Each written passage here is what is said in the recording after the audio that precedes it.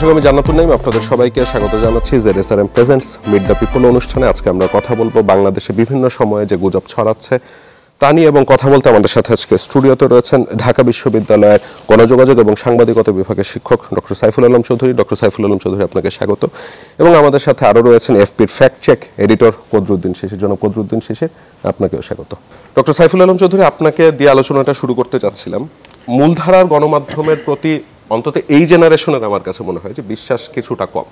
তারা সামাজিক যোগাযোগ মাধ্যমে বিশ্বাস করে, এবং ইদানিংকালে দেখা যাচ্ছে প্রতিদিন রাতের বেলাতেই একরকম মানে বলা হয়ে থাকে যে মানুষজন আর কি কমেডি করেই বলে যে লাইলাতুল গুজবের রাত নাজিল হয়েছে অনেকদিন ধরে। তো মূলধারার গণমাধ্যমে তো মানুষ বিশ্বাসই করতে পারছে না, এখন কি মানুষ গুজবেও বিশ্বাস আর করতে পারবে না? কারণ কিছুই তো হয় না। তারপর আসলে কি মূলধারা গণমাধ্যমকে বিশ্বাস করছেন? আপনি দেখেন সোশ্যাল মিডিয়াতে মূলধারা গণমাধ্যমের কন্টেন্টগুলোই কিন্তু শেয়ার হচ্ছে, ঠিক আছে? সেইখানে যখন কাঙ্ক্ষিত বিষয়গুলো পাচ্ছি না, তখনই কিন্তু সোশ্যাল মিডিয়া কারো পোস্টের, কারণ শুধুমাত্র আপনার গুজব কিন্তু আপনি দেখবেন যে লাস্ট যে একটা হিসাব, সেখানে বাংলাদেশ নিয়ে মোট 19টা মানে ফেক ইনফরমেশন ছড়িয়েছে ইন্ডিয়ান নিউজ পেপারগুলো, মিডিয়াগুলো, আর বাংলাদেশের মিডিয়াগুলোকে ছড়িয়েছেন 33টা। ফলে গুজব শুধু সোশ্যাল মিডিয়াকে আপনি দোষ দিলে হবে না, সেই 33টা কিন্তু সোশ্যাল মিডিয়ার মাধ্যমে ভাইরাল হয়েছে। পৃথিবীর সবচেয়ে বড় বড় কন্টেন্টগুলো কিন্তু প্রথমে চেষ্টা করা হয় মেইন স্ট্রিম মিডিয়ার মাধ্যমে স্টাবলিশ করার জন্য, দেন সেটা ভাইরাল করা হয়। কারণ আপনি চিন্তা করেন, আপনি আপনার প্রতিষ্ঠানে চ্যানেল 24-এর একটা গ্রহণযোগ্যতা আছে, তাই না? অনেক দিন ধরেই তার ফ্যান ফলোয়ার্স আছে, তা বিশ্বাস করে। এইখানে চ্যানেল 24-এ কোনো যদি দুর্ঘটনাবশত কোনো একটা ভুল ইনফরমেশন বা মিস ইনফরমেশন বা ডিসইনফরমেশন যেটাই চলে যায়, সেটা কিন্তু আপনি সরি বলার আগে সেটা ভাইরাল হয়ে যাবে। কিন্তু আপনি সরি বললেন, ভুল হয়েছে, সেটা কিন্তু আর ওইটা ভাইরাল হবে না। সো এটা কিন্তু, এবং এটা ডিজিটাল ফুটপ্রিন্টের মাধ্যমে এটা যদি একবার চলে আসলো, এটা কিন্তু যে কোনো পরিস্থিতিতে একই রকম সিচুয়েশন তৈরি হলে আবার এটা ভাইরাল হবে, রিপিটেডলি হবে। এটা শুধু এইখানে না, এটা সারা ওয়ার্ল্ডেই, বাংলাদেশে না। ইন্ডিয়ান ইলেকশনের সময় দেখা যাচ্ছে, ওদের পলিটিক্যাল টার্মিনেশন দেখা যাচ্ছে, আমরা ইউক্রেনের যুদ্ধের সময় দেখছি, গাজার সময় দেখেছি। তো এটা হয়, পত্রিকা ভুল করে বসলো, কারণ তো আসলে পত্রিকাকেও মানে গণমাধ্যমকেও দ্রুততার সাথে কাজ করতে হয়, কোনো ভুলই গ্রহণযোগ্য না। অনেকে বলে এটা সম্ভবত ডিজিটাল প্ল্যাটফর্মের বিষয়, মানে ছাপার অক্ষরে কিন্তু ভুল হয় না, বা আমাদেরও যেটা অন এয়ার হচ্ছে তাতে ভুল হচ্ছে না, আমাদের ডিজিটাল মাধ্যমটাতেই ভুল হচ্ছে।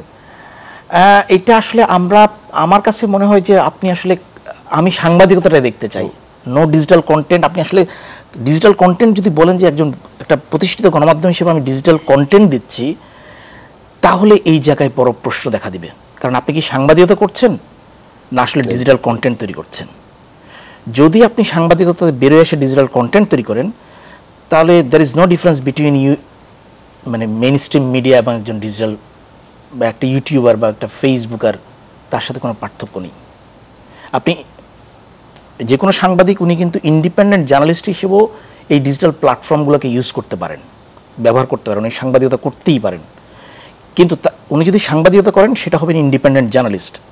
কিন্তু উনি যদি সাংবাদিকতা না করেন, তাহলে ইউটিউবার কন্টেন্ট। এই জায়গাটা আমাদের বেসিক পার্থক্য রয়ে গেছে। আমাদের গণমাধ্যম কর্মীরাও বলছেন ডিজিটাল কন্টেন্ট তৈরি করছি। এইটা বুঝতে না পারলে, আপনি সাংবাদিকতার বেসিক জায়গায় যদি ফিরে না যান, তা আপনি কোনো ডিজাস্টার ঠেকাতে পারবেন না। যারা কদরুদ্দিন শিশির, আপনার কাছে যে ব্যাপারটা জানতে চাচ্ছিলাম, মানে স্যার যেমনটি বলছিলেন যে ডিজিটাল মাধ্যমে যে ভাইরালগুলি হচ্ছে সেটাই বারবার ঘুরে ফিরে চলে আবার আসছে। আমরা কিভাবে প্রভেদটা করব সত্য আর মিথ্যা? মানে আপনারা কিভাবে ফ্যাক্ট চেক করেন একটা তথ্য সঠিক না ভুল?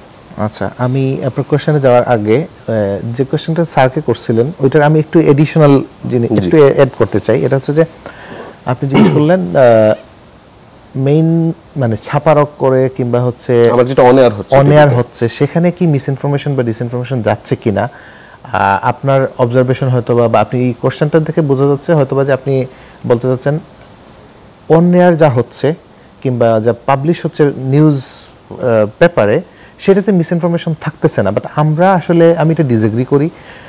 অবশ্যই বাংলাদেশে আমরা ধরেন গত 10 বছর 8 থেকে 10 বছর ধরে ফ্যাক্ট চেকিং সিস্টেমেটিক্যালি করি, এবং ধরেন গত 5 বছর ধরে ফ্যাক্ট চেকিংটা মেইন স্ট্রিমে বাংলাদেশের মেইন স্ট্রিম মিডিয়ার সাথে ইনভলভ, মানে গত 5 বছর ধরে।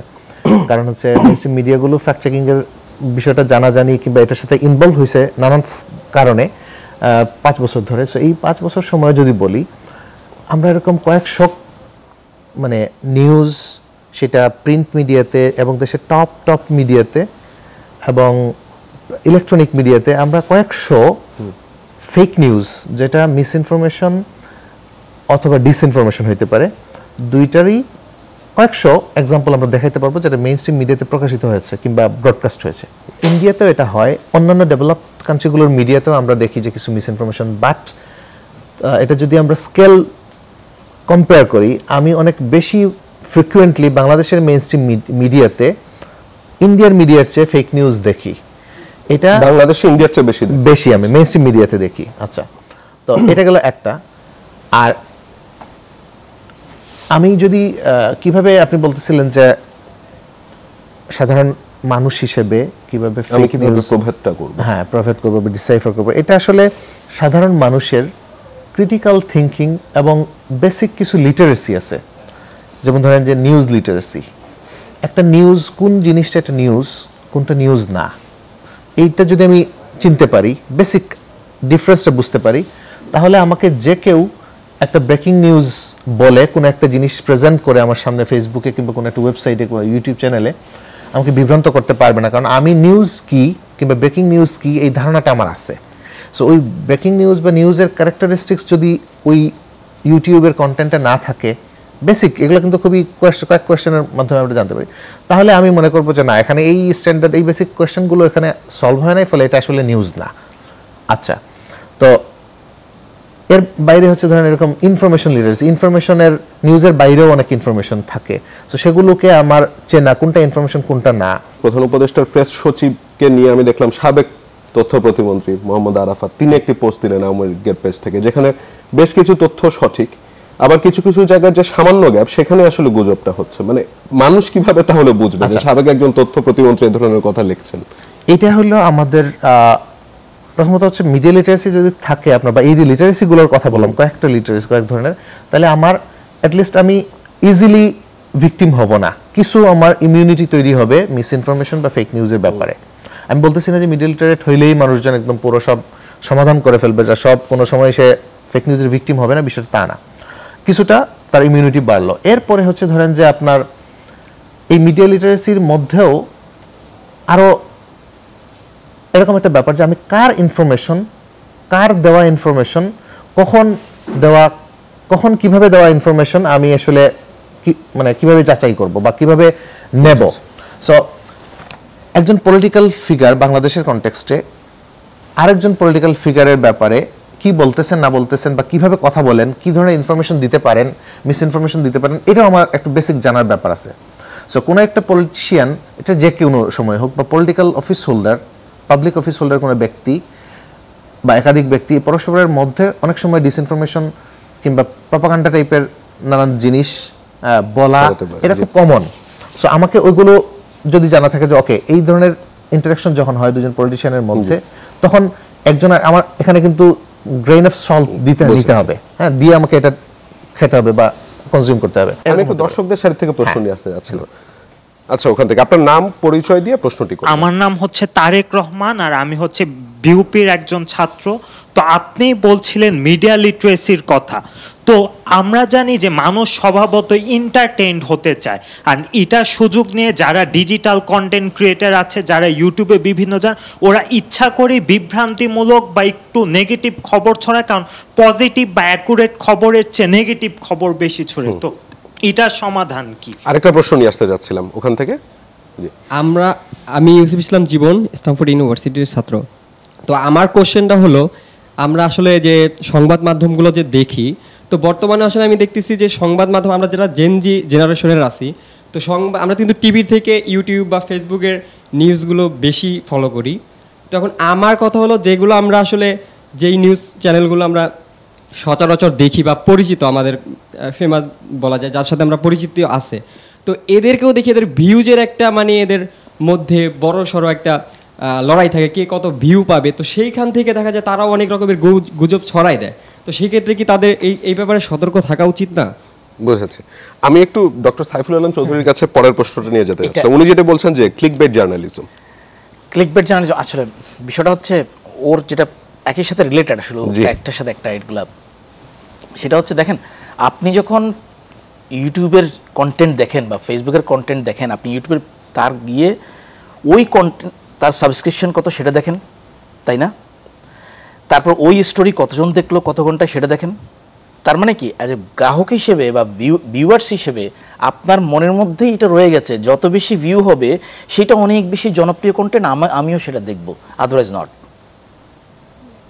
শুধু মিডিয়াকে শিক্ষিত হলে চলবে না, আপনাকে ওটা যে ওর যে বলছে আপনাকে শিক্ষিত হতে হবে। আপনি কি কন্টেন্টটার গুরুত্ব বা বিশ্বাসযোগ্যতা দেখছেন, না আসলে তার কতজন সাবস্ক্রাইবার আর কতজন তার এই কন্টেন্টটা দেখলো, এখানে লাইক কমেন্ট কত পড়লো।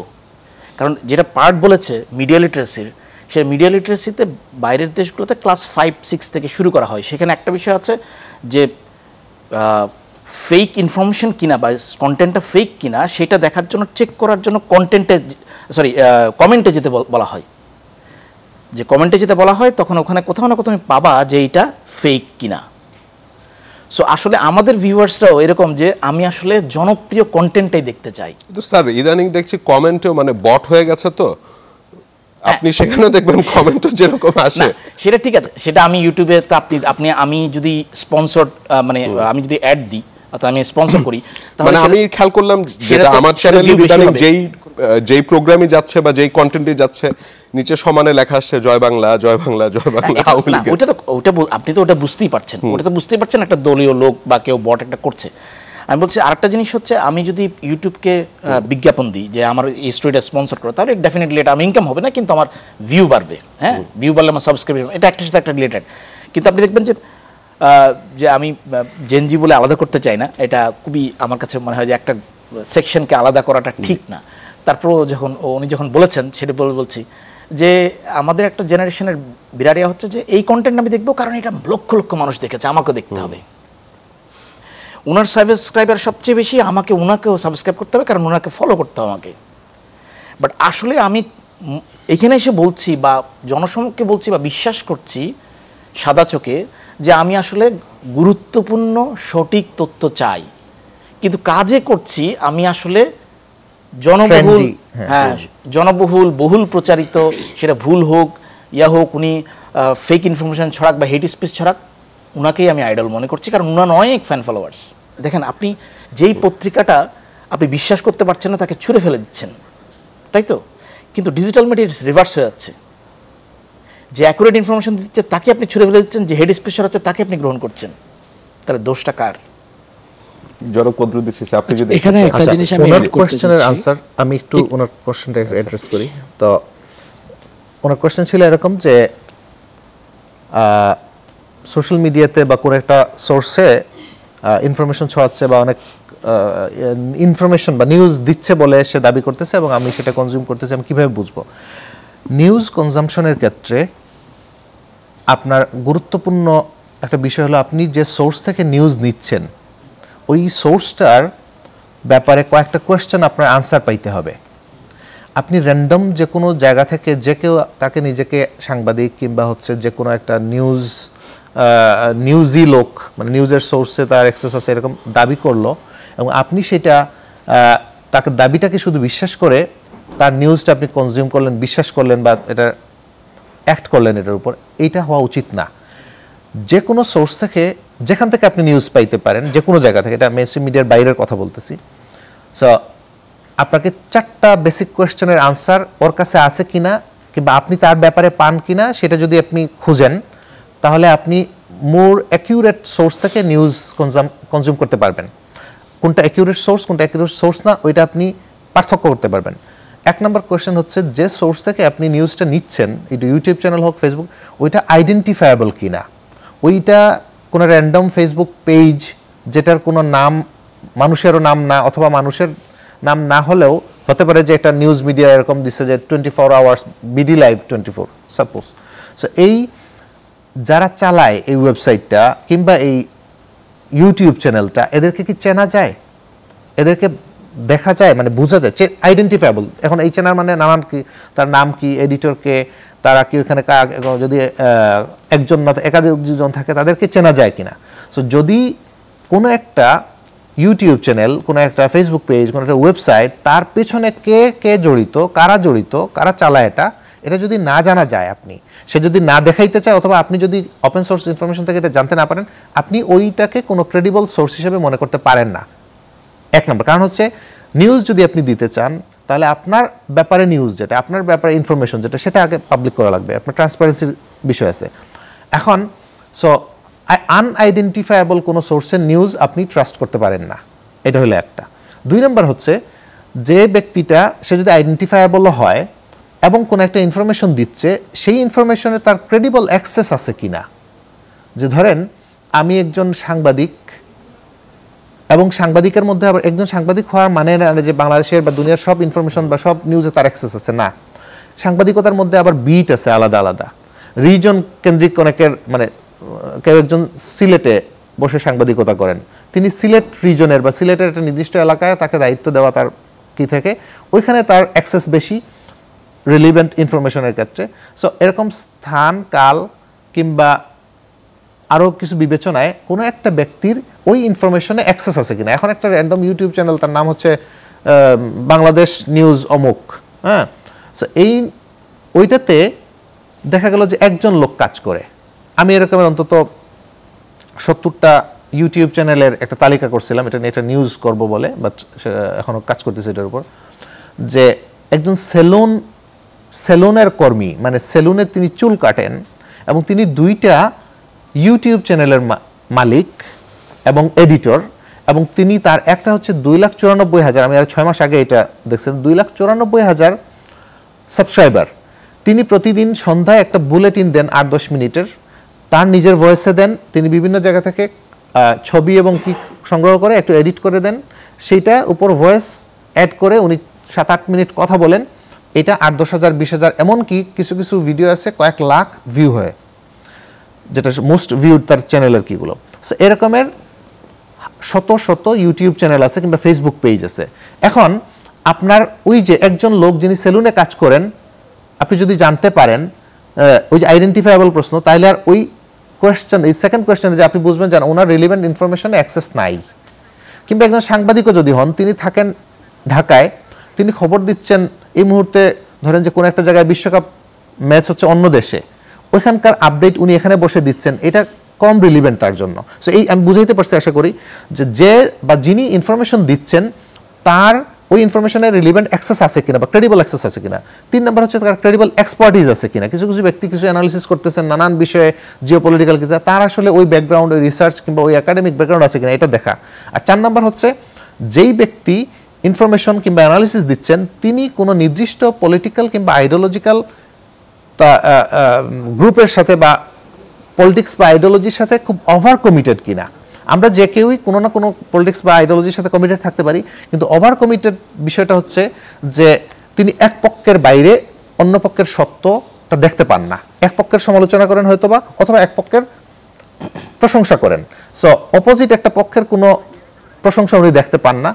এই যে ওভার কমিটমেন্ট, এই 3-4টা জিনিস যদি আপনারা আইডেন্টিফাই করতে পারেন কোনো একটা নিউজ সোর্সের, আপনি দেখবেন যে অনেক নিউজ আর আপনি কনজিউম করতেছেন না, বিকজ এই 4টা ক্যাটাগরিতে আপনার মানে ওটা পাস করতেছে না। এই জন্য আমি একটু এই পর্যায়ে একটা বিরতি নিয়ে এসে আবার আলোচনাটা ফিরতে যাচ্ছিলাম। দর্শক, ZSRM presents meet the people অনুষ্ঠানে সময় একটা ছোট্ট বিরতি, ফিরছে একটু পর, সাথেই থাকুন।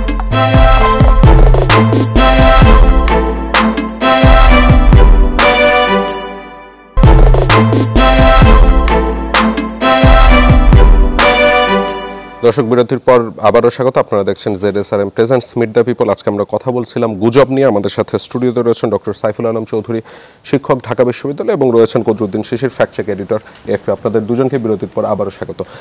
বিরতির আগে বলছিলাম যে আপনি বলছিলেন যে 4টি বিষয় ফ্যাক্ট চেকের ক্ষেত্রে খুব গুরুত্বপূর্ণ। এই পর্যায়ে যদি আমরা কয়েকটা প্রশ্ন নিয়ে আসি আবার দর্শক সারি থেকে, কে করতে যাচ্ছেন? আচ্ছা, আমি ওখান থেকে নিয়ে আসে তারপর আপনার এখানে আসবো। আপনি ভাইয়া বললো ব্যাপারটা হলো, আপনার নাম আর পরিচয়টি দিয়ে। আমার নাম হলো মোহাম্মদ মেহেদী হাসান, আমি স্ট্যামফোর্ড বিশ্ববিদ্যালয়ের ছাত্র। আচ্ছা। তো ভাই একটা কথা বললো ফ্যাক্ট চেক করার বিষয়।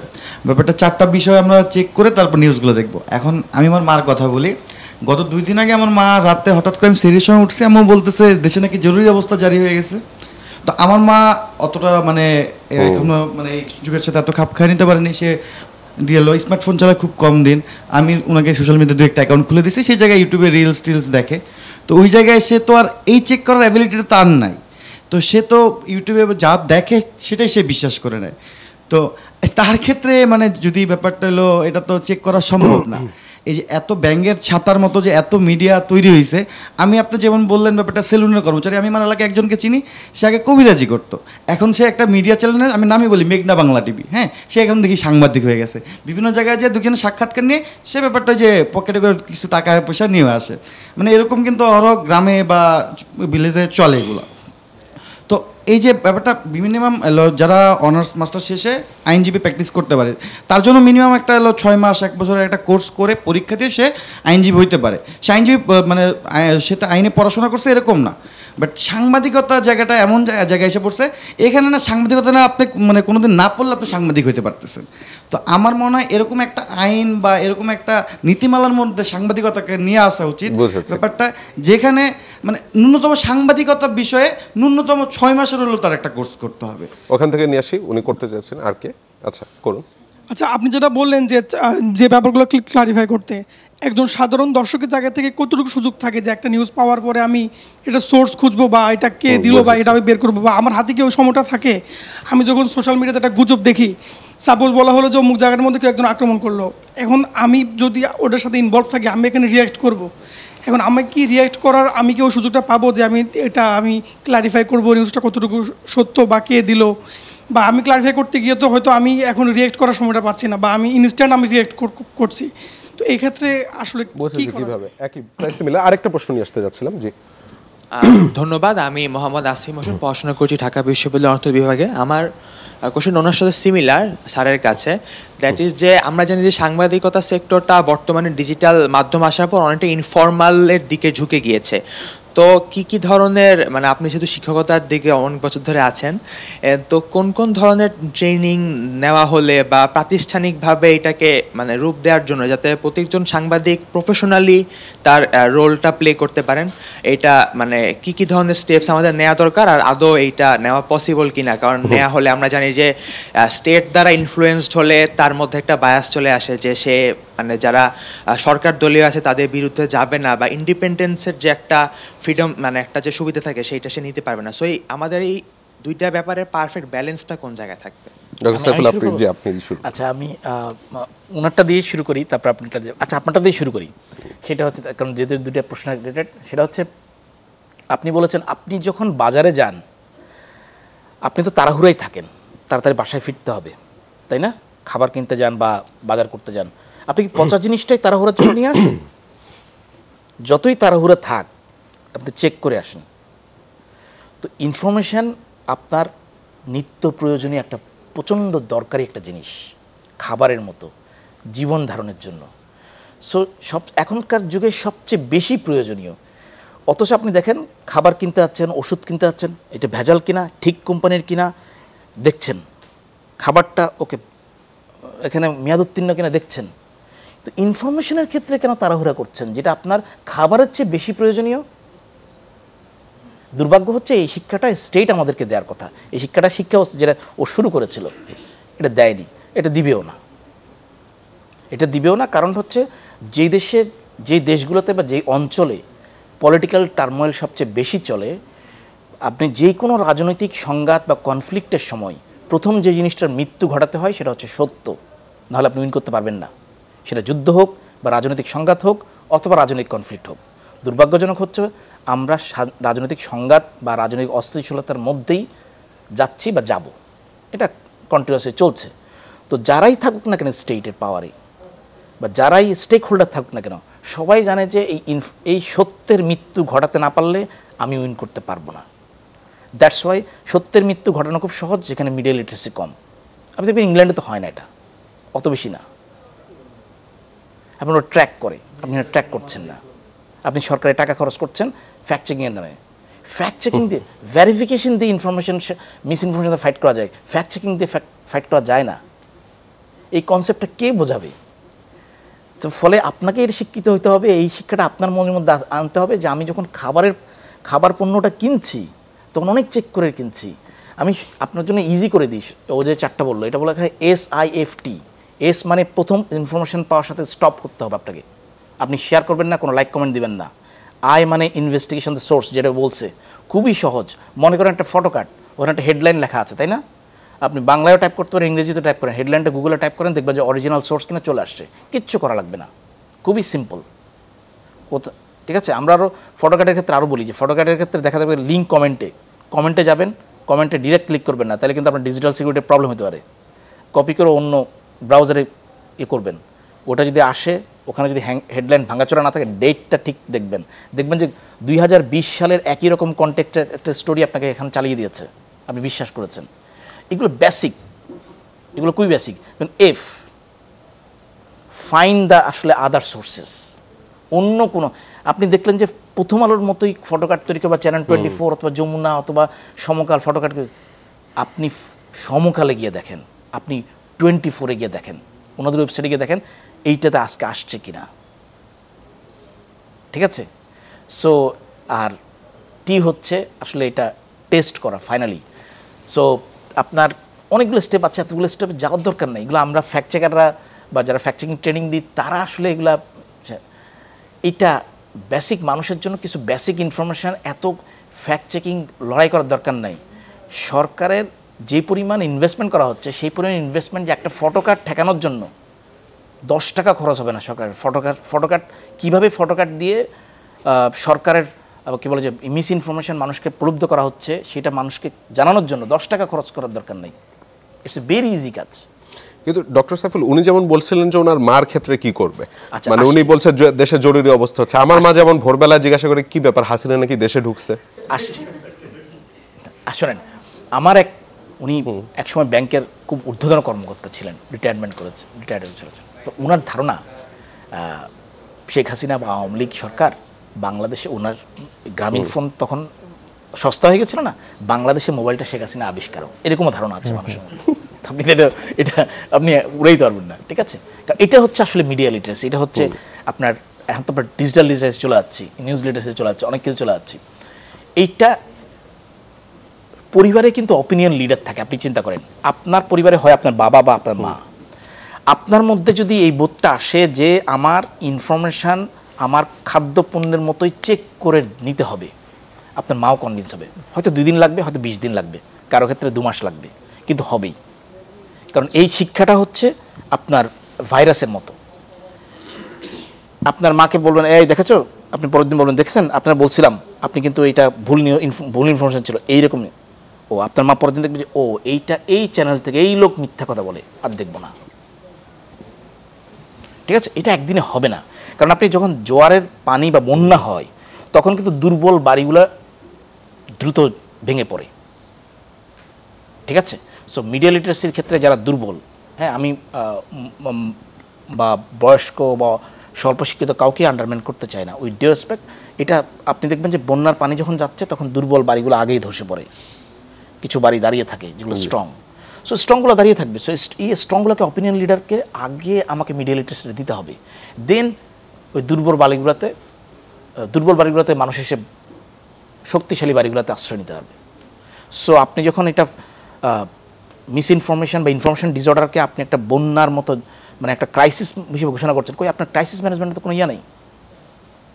আপনি একটা করে স্টোরি ফ্যাক্ট চেক করে বলছেন এটা অমুকে ছড়াচ্ছে, আর আপনার কি আসলে মানুষকে সচেতন করার দায়িত্ব, নাকি আপনি পলিটিক্যালি ডিফেন্ড করা ইন্টেনশন? যদি পলিটিক্যালি ডিফেন্ড করা ইন্টেনশন হয়ে থাকে, তাহলে দেখবেন যে আপনি ভাইস ভার্সা আপনিও মিস ইনফরমেশন ছড়াচ্ছেন।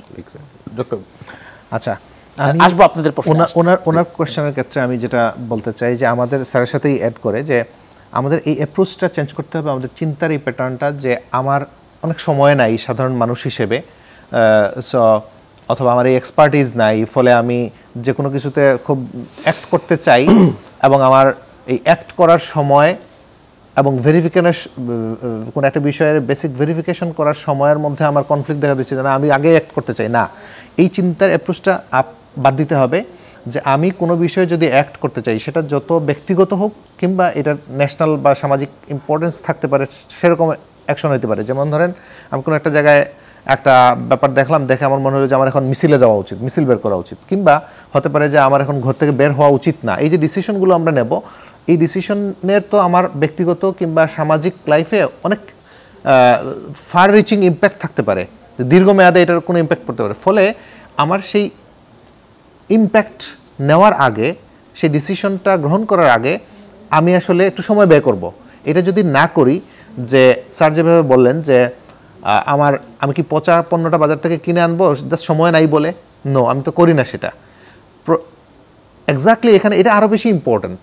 একটা পণ্য আপনি বাজার থেকে কেনা, এটা হচ্ছে খুবই একদিনের ব্যাপার, আপনি একদিন খাওয়ার পরে এরপরে শেষ। কিন্তু কোনো একটা ইনফরমেশনের উপর ডিপেন্ড করে যদি আপনি, এবং সেটা গুরুত্বপূর্ণ ইনফরমেশনে আপনি অ্যাক্ট করেন, এবং সেই অ্যাকশন দেখা যেতে পারে যে আরেকজনের জীবন হ্যাম্পার করতে পারে, লাইফ মানে একজন মারা যাইতে পারে আপনার এই কয়েকজনের অ্যাকশনের ফলে, অথবা আপনি নিজে ডিফেমড হইতে পারেন। এমন একটা কাজ করলেন আপনি, যে একটা মিসইনফরমেশন আপনি শেয়ার দিলেন, অথবা মিসইনফরমেশনের উপর অ্যাক্ট করে আপনি কোনো একটা অ্যাক্ট করলেন, আপনি একটা পোস্ট দিলেন, এরপরে দেখা গেল যে ফ্যাক্ট চেকাররা বললো বা সাংবাদিকদের কাছ থেকে জানা গেল যে এটা ভুয়া।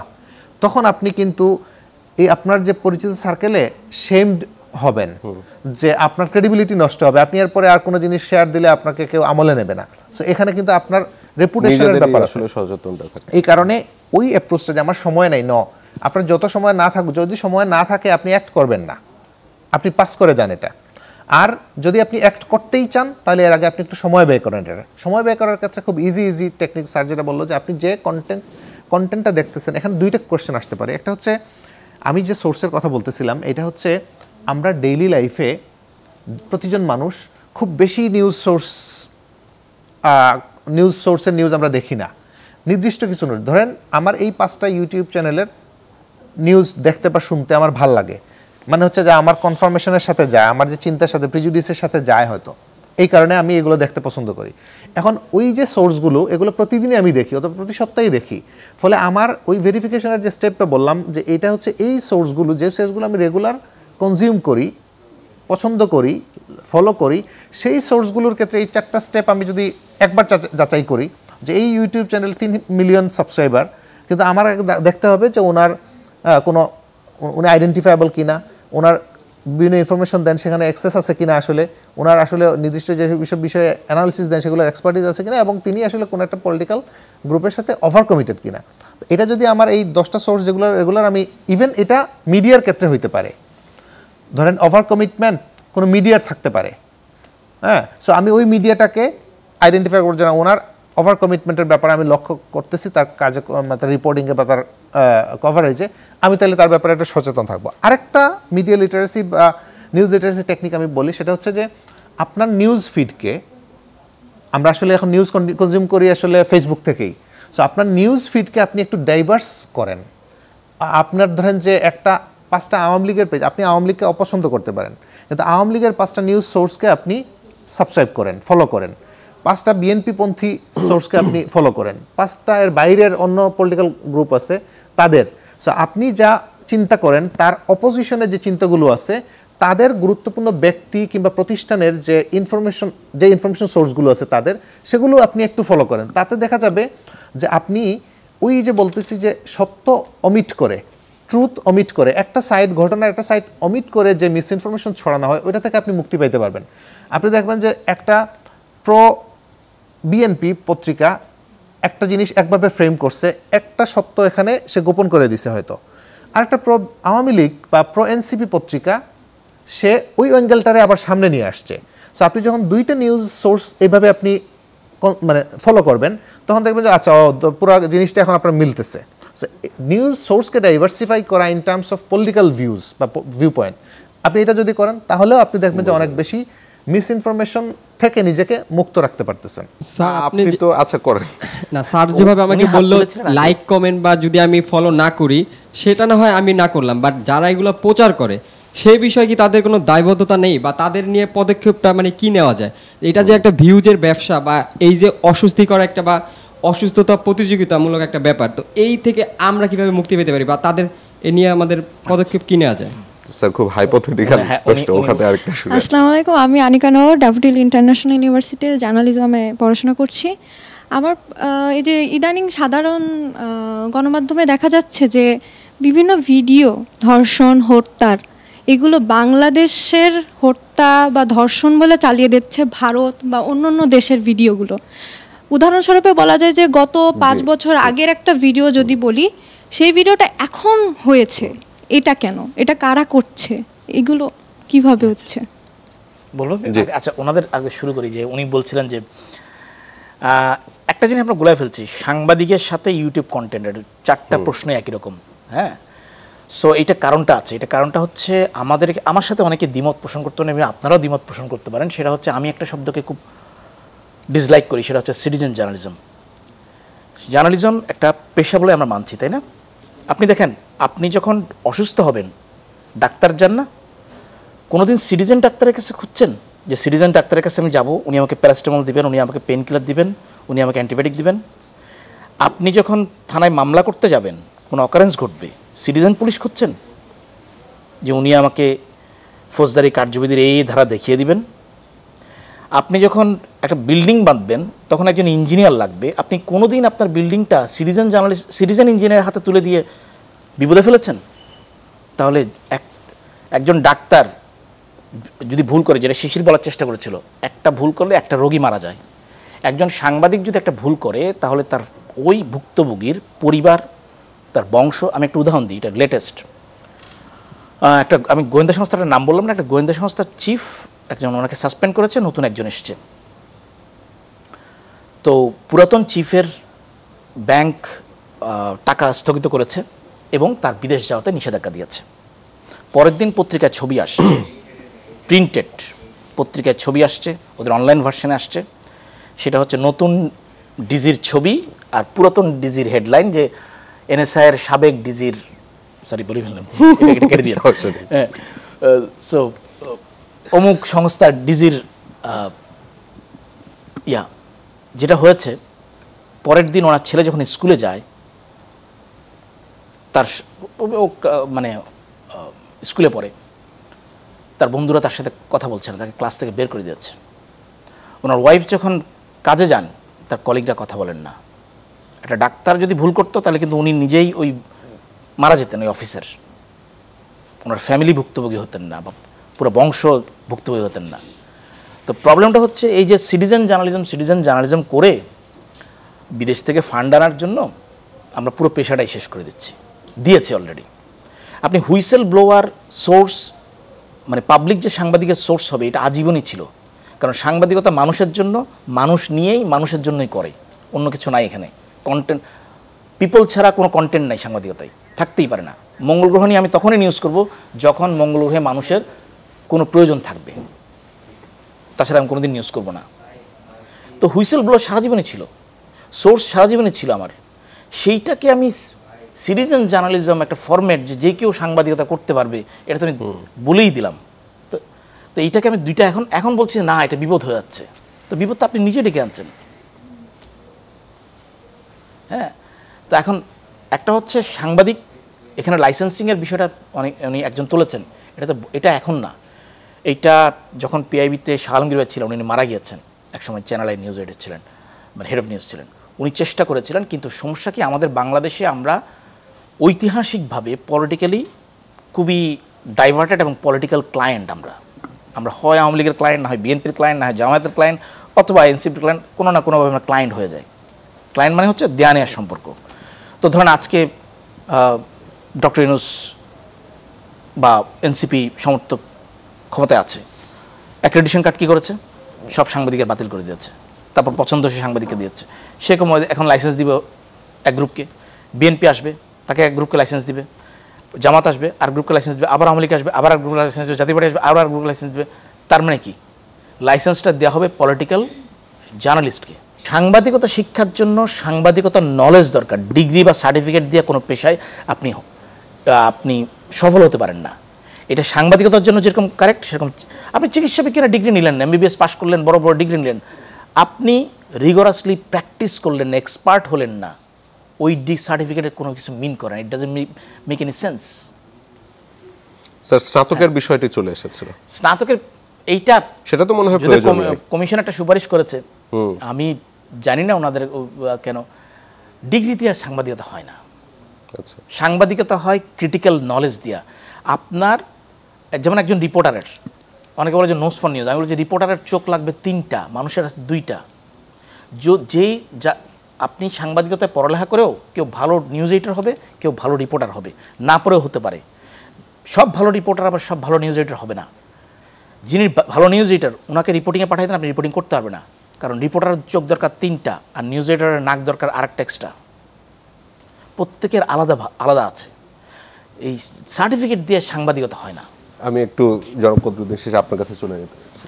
আচ্ছা, স্যারের সাথে আমি একমত এই বিষয়টাতে যে সার্টিফিকেট প্রয়োজন নেই, কিন্তু একটা ট্রেনিং বা একটা মেন্টরশিপ, যেটা আমি সেটা বলেছি। হ্যাঁ, ট্রেনিং মেন্টরশিপ। ধরেন যে আপনি যে যাদের কথা বলতেছেন যে মেইনস্ট্রিম মিডিয়াতেই আমাদের অনেকে আছে যারা হচ্ছে ওইভাবে ট্রেনিংয়ের মধ্যে দিয়ে যায় না, যেটা আমি নিজেই ফেস করি। বিশেষ করে সাংবাদিকতার নতুন যে ট্রেন্ড, যে ডিজিটাল স্পেস থেকে ইনফরমেশন নিয়ে, ডিজিটাল সোর্স থেকে নিয়ে তারপরে ভেরিফাই না করে প্রকাশ করে দেওয়ার যে ব্যাপারটা, আমি নিজেই একজন ছোটোখাটো ট্রেনার হিসেবে কাজ করি এবং মেইনস্ট্রিম মিডিয়াগুলোতে আমি ফিল করি বা বলি, ওনারাও ফিল করেন মেইনস্ট্রিম মিডিয়ার নিউজ রুম ম্যানেজাররা, যে ওনাদের নির্দিষ্ট একটা বিষয়, বিশেষ করে ডিজিটাল ভেরিফিকেশনে ওনাদের স্টাফদের, নিউজ স্টাফ যারা আছেন, রিপোর্টার কিংবা এডিটর কিংবা সাব এডিটর, ওনাদের ট্রেনিং বা নলেজ না থাকার কারণে অনেক মিসইনফরমেশন চলে যায়। সো ওই যে ট্রেনিং, প্রশিক্ষণ, মেন্টরশিপ, এই ব্যাপারগুলো অবশ্যই যে কোনো প্রফেশনে যাইতে গেলে লাগবে। এইটা ছাড়া অনেকে চলে আসেন, অথবা আরেকটা যেটা আপনি বললেন যে র্যান্ডম ইউটিউব চ্যানেল অমুক ম্যাগনা টিভি 24, সো এটাকে আবার আমি সাংবাদিকতা বলবো কিনা ওইটা হচ্ছে অন্য কোয়েশ্চেন। ওটা সাংবাদিকতাই না। সো সাংবাদিকতা করতে গেলে এখানে রিপোর্টার এবং গেটকিপার, সো দুইটা বিষয় আছে। আপনি গেটকিপিং ছাড়া সাংবাদিকতা দেখা যাচ্ছে এই কি, তিনি নিজে লেখেন, নিজে কালেক্ট করেন কোনো ইনফরমেশন, নিজে সেটা লেখেন, নিজে এডিট বলতে কিছু নাই ওখানে, আবার হচ্ছে নিজে সেটা ফেসবুকারদের ইনফ্লুয়েন্সার। আচ্ছা, উনি বোধহয় একটা প্রশ্ন করতে যাচ্ছিলেন, আপনি প্রশ্নটা করে ফেলেন, আমি এরপর প্রশ্ন নিব। আমার প্রশ্নটা এক্স্যাক্টলি রিউমার নিয়ে না, এখানে হচ্ছে ক্রেডিবিলিটি নিয়ে কোনো এক মেইনস্ট্রিম মিডিয়ারই। এখন মেইনস্ট্রিম মিডিয়ার মধ্যে একটা ব্যাপার আছে যেটা 5ই আগস্টের পূর্ববর্তী আন্দোলনের সময় আমরা দেখতে পাচ্ছি, সেটা হচ্ছে সত্য গোপন করা বা সত্য না ছাপানো। রিউমার একটা জিনিস, আর সত্য না ছাপানো বা ছাপানোর যোগ্য জিনিস যেটা ছাপানো হচ্ছে না। 5ই আগস্টের পরে আগের সময়টাতে, মানে ওই যে পূর্ববর্তী আন্দোলনের সময়। আচ্ছা, তখন অনেক জায়গায় অনেক ম্যাসাকার্স হয়েছে, যেটার ব্যাপারে কোনো নিউজ কোনো মেইনস্ট্রিম মিডিয়াতে আসে নাই। কারণ মেইনস্ট্রিম মিডিয়াতে একটা আপার হ্যান্ড ছিল বিভিন্ন পলিটিক্যাল পার্টির এবং সার্টেন একটা পলিটিক্যাল পার্টি, যে এই নিউজ ছাপানো যাবে, এই নিউজ ছাপানো যাবে না। মারা গেছে 20 জন, পাবলিশ হয়েছে একজনের, তাও ভাইরাল হওয়ার পরে, ভাইরাল হওয়ার আগে না। That should have been published before it became viral. So এই ক্ষেত্রে মেইনস্ট্রিম মিডিয়াকে আমরা কতটুকু বিশ্বাস করতে পারি, এবং তখন দেখা যাচ্ছে আমি অ্যাকচুয়ালি সোশ্যাল মিডিয়াকেই বেশি বিশ্বাস করবো মেইনস্ট্রিম মিডিয়ার চেয়ে, কারণ আমি ওখানে অ্যাকচুয়াল খবর বেশি পাচ্ছি। যেখানে অন্যথায় আমরা দেখতেছি যে মেইনস্ট্রিম মিডিয়াতে সত্য গোপন হচ্ছে। সো মেইনস্ট্রিম মিডিয়ার ক্রেডিবিলিটি যখন কমে যায়, তখন সোশ্যাল মিডিয়ার ক্রেডিবিলিটি বেড়ে যায়। তো সেক্ষেত্রে আমাদের করণীয় কি? আচ্ছা, খুব সংক্ষেপে আমি দুইজনের কাছ থেকে এই বিষয়টাই মতামত জানতে চাচ্ছি। শিশির ভাই কি আগে বলেছেন? এটা আসলে কি বলবো, আমি একটা প্রসঙ্গ বলতেছিলাম যে অনেক সময় মিডিয়া আপনাকে বা কোন একটা সোর্স একটা সত্য, 2-3টা সত্য আছে, এর মধ্যে একটাকে অমিট করে, হ্যাঁ, সে এমন একটা বাস্তবতা দেখাচ্ছে বা এমন একটা কি দেখাচ্ছে যেটা আসলে সত্য না।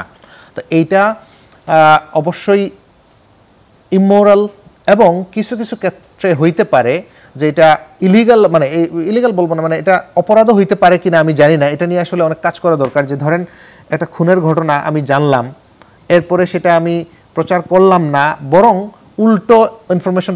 এটা জুলাই আগস্টে আমরা দেখছি কিছু কিছু ক্ষেত্রে, কিছু কিছু মিডিয়ার ক্ষেত্রে, যে যাকে যার উপর হামলা করা হচ্ছে, এই ইনফরমেশনটা ক্যাপশনে উল্টে দিয়ে সে ভিকটিম, তাকে ভিকটিম বানিয়ে, এবং যার উপর হামলা হয়েছে তাকে পারপিট্রেটর বানিয়ে দেওয়া হয়েছে। সো এই জিনিসগুলো আমার দৃষ্টিতে, আমি যেটুকু সাংবাদিকতা বুঝি বা কী করি, এটা ক্রিমিনাল অ্যাক্ট আমার কাছে মনে হয়। এখন যদি এটা ওই যে একজনের অপরাধ আরেকজনের উপর চাপিয়ে দেওয়া, এরকমের ডিস্ট্রোশন যদি ঘটে এবং ইন্টেনশনালি সেটা ঘটে, তাহলে এটা অবশ্যই অপরাধ। কারণ এগুলো নিয়ে আসলে অনেক ডিবেটের বিষয়। এখানে এইসব জিনিস নিয়ে আলোচনা করলে যেটা হয় যে free speech, freedom of press, এগুলো চলে আসে। যে অনেক সময় এগুলো যদি আমি বন্ধ করতে চাই, তাহলে আমার আইনের প্রয়োগ করতে হয়। আইনের প্রয়োগ বাংলাদেশের মতো দেশে প্রবলেমেটিক, কারণ হচ্ছে আমরা আইন এখানে যে কোনো ধরনের আইনে আমরা খুব অ্যাকিউরেটলি কিংবা ডিসপ্যাশনেটলি প্রয়োগ করি না। আর বিশেষ করে যখন এটা মিডিয়া নিয়ন্ত্রণের ক্ষেত্রে বা অন্যান্য এরকম ইনফরমেশন ডিল করার ক্ষেত্রে কোনো আইন হয়, তখন দেখা যায় যারা ক্ষমতায় থাকে তারা নানানভাবে এটা তাদের ফেভারে ইউজ করার চেষ্টা করে। এই কারণে আমরা সংবাদ মাধ্যম কিংবা সাংবাদিকতা সংক্রান্ত কোনো অপরাধ বা কীতে আমরা হুট করে আইনের ব্যবহারটা আনতে চাই না, আমরা প্রমোট করতে চাই না। সো স্যার আরো ভালো বলবেন এই বিষয়ে। যে আমি একটু ওনার কাছে চলে র্যাপ আপটা করতে যাচ্ছিলাম। মানে উনি যেটা বলছিলেন পলিটিক্যাল প্রেশার, এই ঘটনাটা সত্য, কারণ 5 আগস্টের আগে আমরাও মৃত্যুর তথ্য দেখাতে পারিনি এবং সেই সময় প্রধানমন্ত্রী প্রেস সচিবের সাথে আমার 3 আগস্ট টক শোতে কথা হয়েছিল যে কেন আমরা দেখাচ্ছি না, আপনার কি কোনো আইডিয়া আছে নাকি? সো এটা আগে ছিল, আমি যেটা বলি সেটা হচ্ছে আগে ছিল হচ্ছে চ্যালেঞ্জ, মানে ইন্টারভেনশন থ্রু স্টেট অ্যাপারেটাস, যেটা ইনভাইটেশন অফ টি, মানে চায়ের দাওয়াত দেওয়া বা ফোন কল দেওয়া। কিন্তু আমি একটা রিসার্চ আমার চলছে, তো সেটার কারণেই বলছি যে আমাদের চ্যালেঞ্জ, গণমাধ্যমের চ্যালেঞ্জ মোটে কমেনি, শুধু ফ্রেম চেঞ্জ হয়েছে। কীরকম? সেটা হচ্ছে আগে ছিল state intervention through state intervention চ্যালেঞ্জটা, এখন হচ্ছে স্টেট ইন্টারভেনশন থ্রু মবক্রেসি। আপনি দেখেন, আমি সিম্পলি উদাহরণ দিই, হাসনাত আবদুল্লাহ যখন পোস্ট দিলেন সেনাবাহিনী চিফ এবং সেনাবাহিনী নিয়ে, সেটা বাংলাদেশের কয়টা পত্রিকা ছাপিয়েছে? কেন ছাপায়নি? অথচ বাংলাদেশে 5 আগস্টের পর স্ট্যাটাস জার্নালিজম নামে একটা, আগে ছিল পদ্মা সেতুর পিলার জার্নালিজম, এখন হচ্ছে স্ট্যাটাস জার্নালিজম। সেই স্ট্যাটাসটা আসেনি কেন?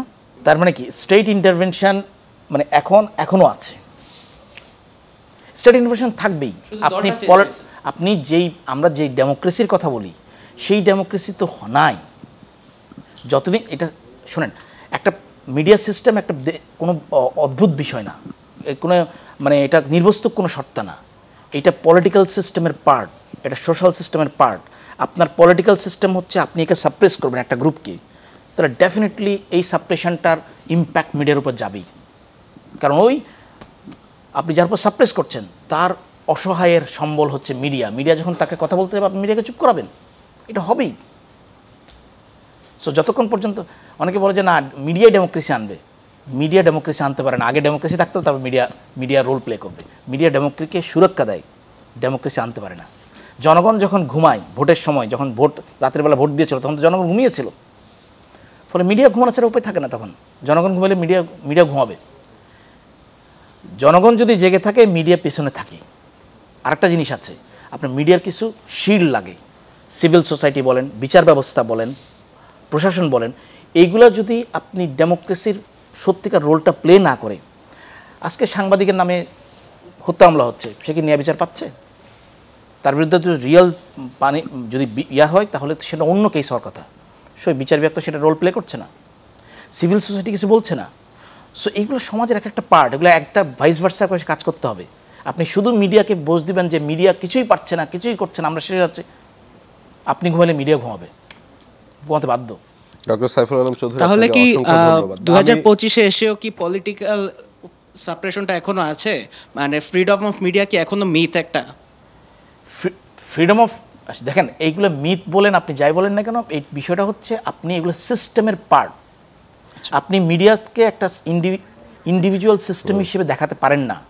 আপনার পুরো পলিটিক্যাল সিস্টেম যেভাবে ঘুরবে, মিডিয়া সেভাবে ঘুরবে। এটা সূর্য আর পৃথিবী বা চন্দ্রের মতো ঘোরার মতো একটা প্রক্রিয়া। আর আমরা প্রশ্ন নিতে পারবো না, অনুষ্ঠানটা আজকে এখানে শেষ করতে হচ্ছে। ডক্টর সাইফুল আলম চৌধুরী, আপনাকে অসংখ্য ধন্যবাদ, এবং কদরুদ্দিন শিশির, আপনাকে অসংখ্য ধন্যবাদ। দর্শক সারিতে যারা আমাদের সাথে এতক্ষণ ছিলেন, আপনাদের সবাইকে অসংখ্য ধন্যবাদ। দর্শক, এর সাথে শেষ করছি ZSRM presents mid the people অনুষ্ঠানটি। যারা এতক্ষণ আমাদের সাথে ছিলেন তাদের সবাইকে অসংখ্য ধন্যবাদ এবং শুভরাত্রি।